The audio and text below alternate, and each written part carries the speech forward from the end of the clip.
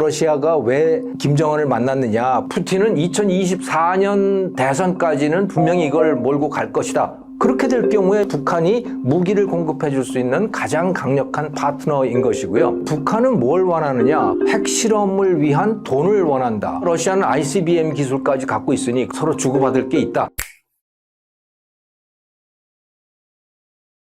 네, 가장 큰 관심사는 둘이 왜 만나느냐라고 하는 거였어요. 북한과 러시아가 도대체 왜 만나느냐. 특히 러시아의 입장에서는 완전히 불량 국가인 북한을 만난다라고 하는 것은 과거 같으면 이건 상상하기 어려운 거죠. 이것은 뭐 자존심이 상하는 일이기도 하고, 그리고 국제사회에서의 지도적인 위치를 완전히 포기하는 것이기도 한 것인데, 그럼에도 불구하고 러시아가 왜 김정은을 만났느냐, 푸틴이. 그리고 김정은은 또 푸틴을 왜 만나는가라고 하는 거기에 관심이 주로 집중이 되었습니다. 결론은 이렇죠. 러시아는 무기를 필요로 한다. 근데 그것을 공급해 줄 수 있는 가장 강력한 나라는 현재로서는 북한이다. 그러면 북한은 뭘 원하느냐? 북한은 핵실험을 위한 돈을 원한다. 또 주민들이 굶어 죽어가고 있는데 그 문제를 해결하기 위해서 식량과 또 연료, 그러니까 석유, 가스 이런 것들을 필요로 한다. 또 김정은의 입장에서는 또 위세가 필요하다. 나 이런 사람이야 하고 주민들한테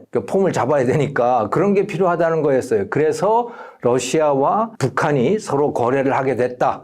라고 하는 건데요. 약간 부연 설명을 드리자면요. 이번 전쟁을 통해서 이 러시아 우크라이나 전쟁을 통해서 드러난 새로운 사실이 있습니다. 처음에는 한 3일, 뭐 길어봐야 일주일이면 다 끝날 거라고 생각했던 전쟁이거든요. 그러니까 러시아가 우크라이나는 상대가 안 된다, 러시아에. 그냥 뭐 일주일이면 끝난다라고 생각을 했는데 이게 장기화가 되면서 전쟁의 양상이요. 첨단 무기들, 이전에 없었던 첨단 무기들도 굉장히 각광을 받고 있지만 또 한편으로는 전쟁이 재래식 무기의 소모전이 되어가고 있습니다. 그래서 155mm 또는 152mm 포탄을 자주포에다가 집어넣어가지고 계속 쏘아대는 거예요. 그래서 양쪽 다 한 달에 뭐 30만 발, 40만 발씩 이렇게 계속 쏘아대고 있는 거거든요. 그런데 포탄이 그렇게 생산이 되는 것도 아니고 재고가 그렇게 많은 것도 아니잖아요. 그래서 미국도 보면 우크라이나에다가 이 포탄을 지원을 해주느라고 미국 자체의 무기고가 바닥이 나서 우리 한국으로부터 155mm 포탄을 사갖고 또 50만 발을 또 리스를 해갖고 뭐 이런 상태 아닙니까? 근데 이것은 러시아 똑같은 상태고 러시아는 사실은 더 심한 상태라고 보면 되는 거죠. 그러니까 이 재래식 무기들이 완전히 고갈이 돼 있다. 거기다가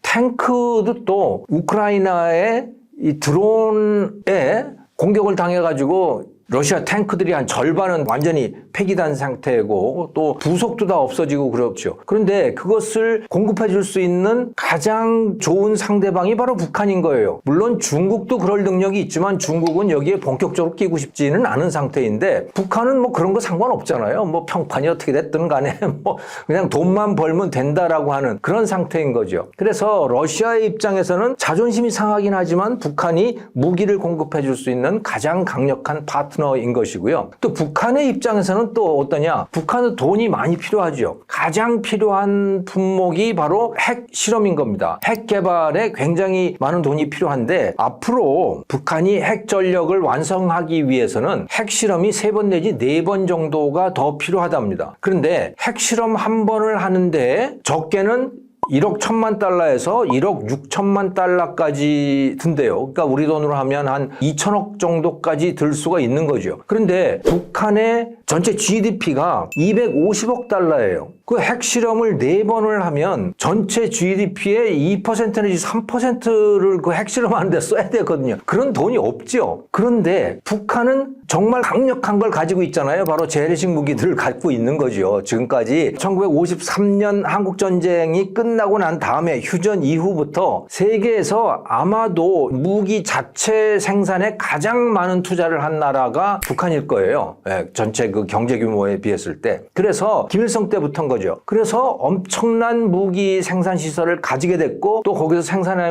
놓은 것들을 수십 년 동안 쌓아놓아갖고 별로 쓸 일이 없었는데 이제 그걸 쓸 수 있게 된 겁니다. 그러니까 정말로 신나는 거죠. 그래서 러시아는 무기를 필요로 한다. 재래식 무기들을. 그런데 그것을 가지고 있는 가장 강력한 국가가 북한이고 그것을 러시아에 제공하는 데에 전혀 꺼리낌이 없는 나라 또한 북한이다. 북한은 그 돈을 필요로 한다. 식량과 또 이 에너지도 필요로 한다. 근데 양쪽 다 서로 부족한 걸 갖고 있으니까 서로 주고받을 게 있다라고 하는 게 두 나라가 만난 가장 큰 원인이다라고 하는 뭐 그런 보도가 있었고요. 또 다른 하나는 관련된 겁니다만은 북한이 깜짝 성장을 하게 됐다라고 하는 거예요. 김정은이 집권을 하고 난 다음에 계속 북한 경제가 시들시들했지만 특히 핵 실험을 하고 난 다음에 이 유엔의 본격적인 제재가 이루어지게 됐고 북한 경제가 완전히 거꾸로졌죠. 거기다가 코로나를 맞이하면서 완전 봉쇄를 하게 됐고 뭐 경제는 엉망진창이 된 건데 그런데 2022년 들어서 조금 성장을 했고 올해도 한 1% 정도 성장을 할 것 같다라고 국제신용평가기관인 피치가 추정을 했고 그걸 블룸버그가 보도를 했더라고요. 이렇게 된 데에는 그럼 왜 그렇게 됐냐? 코로나의 봉쇄를 북한도 조금은 풀었고 그리고 중국하고 밀무역을 계속 하게 된 거죠. 그 전까지는 중국과의 무역조차도 완전히 차단을 해버렸는데 그 밀무역이 시작됐고 무엇보다도 러시아와의 무기 거래가 2022년부터 시작됐다고 봐야 되는 겁니다. 그러면서 러시아로부터 석유도 들어오고 뭐 식량도 들어오고 정확히 어떤 내용인지는 다 알 수가 없지만 그래서 러시아로부터 수입도 이루어지고 수출도 이루어지고 이렇게 되면서 북한 경제가 깜짝 성장을 하게 됐다. 이런 보도들이 있었습니다.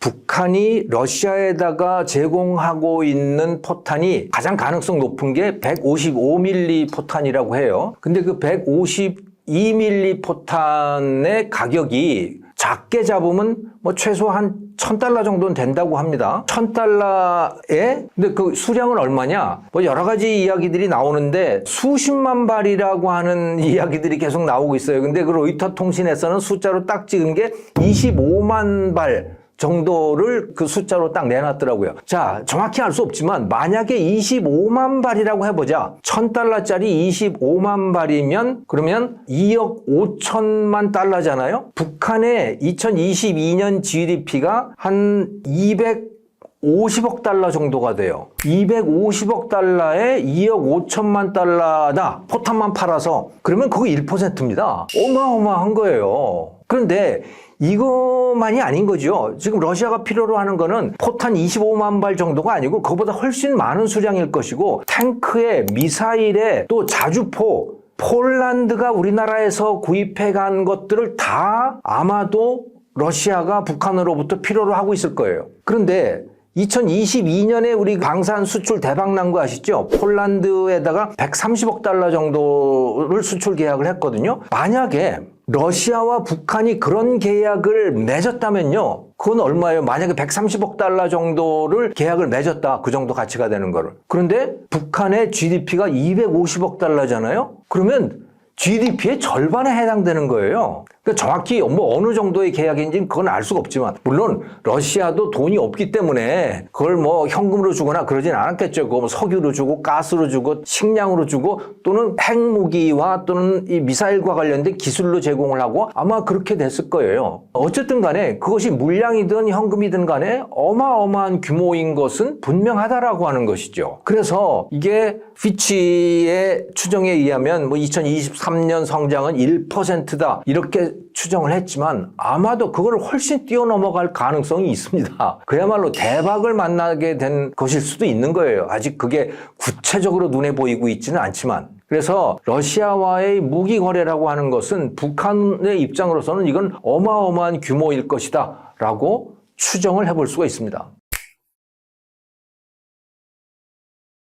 저는 계속 될 거라고 봅니다. 무엇보다도 이 러시아 우크라이나 전쟁이 당장 끝날 것 같지 않아요. 상당히 오래 갈 것 같다는 생각이 들거든요. 최소한 제가 볼 때는 푸틴의 입장에서는 미국의 다음번 대선까지는 분명히 간다라고 저는 생각을 합니다. 왜? 트럼프가 만약에 미국 대통령이 재선이 된다면 트럼프의 입장에서는 어쩌면 우크라이나를 포기할 수도 있어요. 지금도 미국 공화당 내에 그런 파벌들이 꽤 있습니다. 그 트럼프 쪽에 서 있는 사람들은 우크라이나에다가 뭐 때문에 미국 돈을 갖다가 저렇게 주느냐라고 하는 그런 의견들인 거죠. 그런데 트럼프가 되면 분명히 그렇게 될 가능성이 저는 높다고 봐요. 우크라이나 포기한다. 그러면 러시아 입장에서는 이건 대박난 거 아니겠어요? 그러니까 분명히 푸틴은 2024년 대선까지는 분명히 이걸 몰고 갈 것이다 라고 저는 추정을 하는데, 그런데 그렇게 될 경우에 지금 모든 게 다 부족하잖아요. 러시아 입장에서는 탄약도 부족하지, 탱크도 부족하지, 뭐 미사일 모든 게 다 부족하지요. 그런데 남는 게 있어요. 러시아 입장에서는 남는 거, 석유, 식량 뭐 이런 것들은 다 남고 있는 거예요.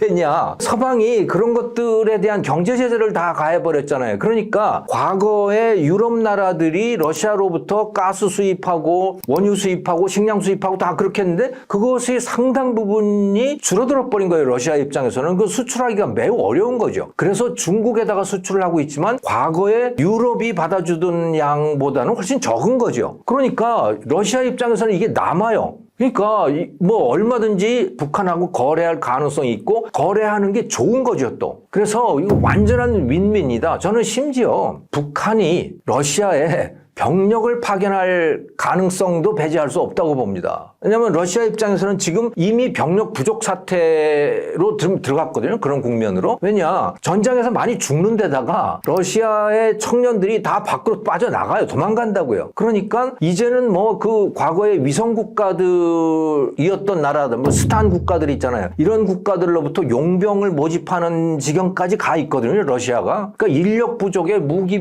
부족에 모든 게 다 부족합니다. 그런데 북한은 그걸 얼마든지 줄 수 있는 상태인 거죠. 그래서 이 전쟁은 오래 간다. 그리고 북한과 러시아의 거래도 저는 상당히 계속될 것 같다. 그러니까 이것은 현재 북한이 갖고 있는, 비축하고 있는 무기를 제공하는 것을 넘어서 아예 북한의 이 무기 공장들을 새로 돌릴 수 있게 만들어 놓는 동력이 될 수 있다. 저는 그렇게 봅니다.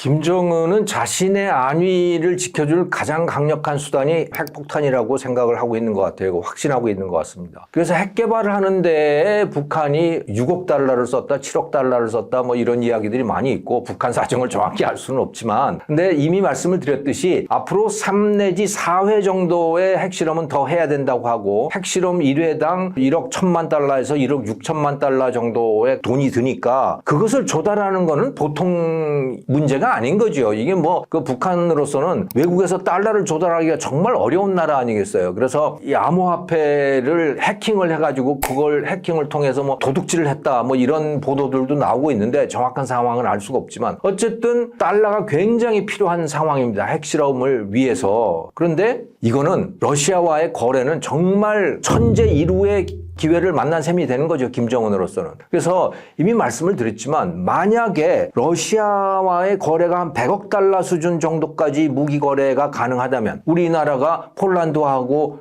130억 달러 거래를 추진해 왔듯이, 그렇다면 북한으로서도 그러지 말라는 법이 없는 거예요. 물론 북한의 무기가 뭐 형편없는 수준이라고 하지만 그 퀄리티가 그래도 상당한 액수를 수출을 할 수 있고 거기에서 물자와 기술과 캐시를 얻을 수가 있는 거죠. 거기다가 러시아는 ICBM 기술까지 갖고 있으니 그런 기술까지도 북한에 제공할 수 있다. 그러면 우리나라로서는 뭐 이건 정말 치명적인 위협을 더 안게 되는 것이죠. 정말 걱정되는 상황입니다. 전 세계적으로 이 전쟁 분위기가 정말 고조되고 있는 상황인데 북한이 너 정말 쏠 거야? 하고 조그만 전술 핵무기 같은 거 하나를 어디 서울 근교에 떨어뜨리면 뭐 어떡하겠어요? 그 뭐 방법이 없는 거죠. 그래서 이거는 정말 걱정이 되는 상황이고 여기에 대해서는 철저한 준비가 필요하다. 저는 그렇게 봅니다. 김정호의 경제TV, 오늘은 전 세계적으로 전쟁 분위기가 고조되고 있는 상황에서 러시아하고 북한이 서로 무기 거래를 하고 있는데 그것이 어떤 의미를 가진 것이고 그게 우리에게는 어떤 영향을 줄 수 있는가에 대해서 말씀을 드렸습니다. 시청해 주셔서 감사합니다.